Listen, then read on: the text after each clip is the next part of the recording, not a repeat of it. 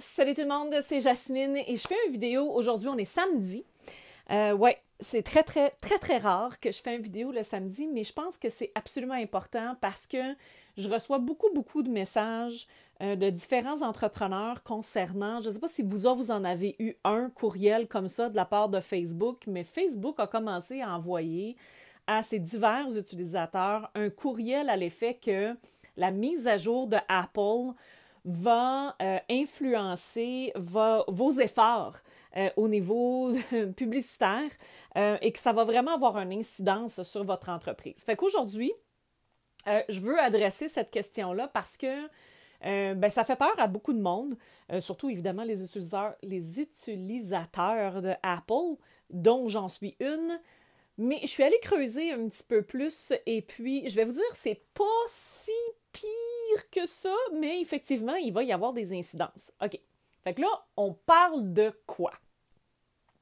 Ce courriel-là que Facebook a envoyé, qui dit que au début de l'année 2021, Apple va faire des mises à jour qui vont impacter l'entreprise et la façon que vous faites la promotion pour les applications et tout ce qui est optimisation et ciblage des événements web. Bon, là, des événements web, c'est quand on cible que ce soit effectivement un événement que vous voulez faire, que ce soit des événements, c'est-à-dire un événement dans la publicité Facebook, c'est tout ce qui est redirection sur votre site, que ce soit votre site web ou encore une page de vente ou encore un courriel ou quelque chose du genre. Donc, tous ces événements-là vont être impactés. Mais là, partez pas en peur, là. D'après moi, là, il n'y aura pas un aussi grand impact que ce que Facebook veut nous laisser croire. D'abord, je suis allée creuser un petit peu là, dans la nouvelle mise à jour de Apple et puis voici ce que j'ai trouvé. Apple nous dit qu'il va y avoir effectivement des mises à jour pour la sécurité des utilisateurs de la plateforme d'Apple.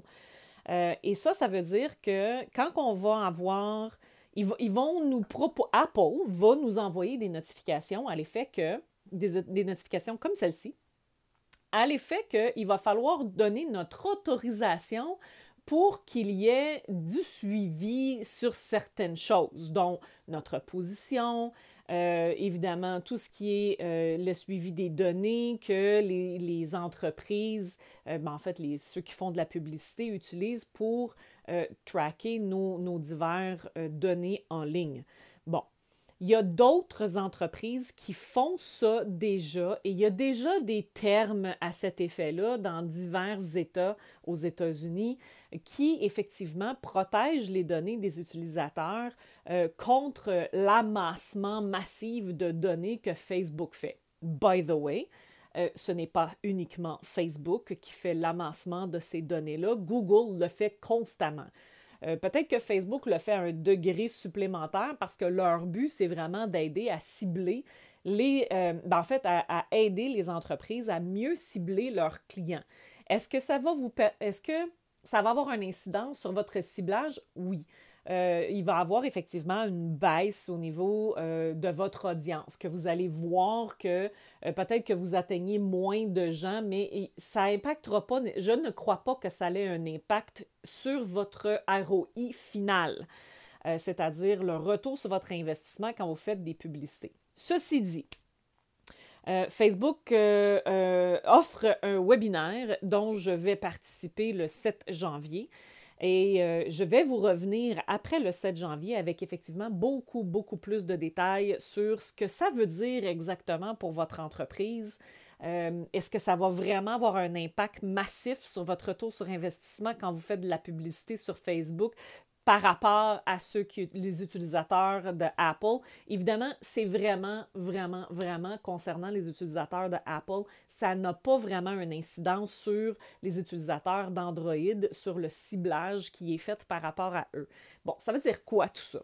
À toutes les fois que vous utilisez votre téléphone cellulaire ou votre ordinateur ou tablette ou whatever, vous avez une série de données qui est relative à vous.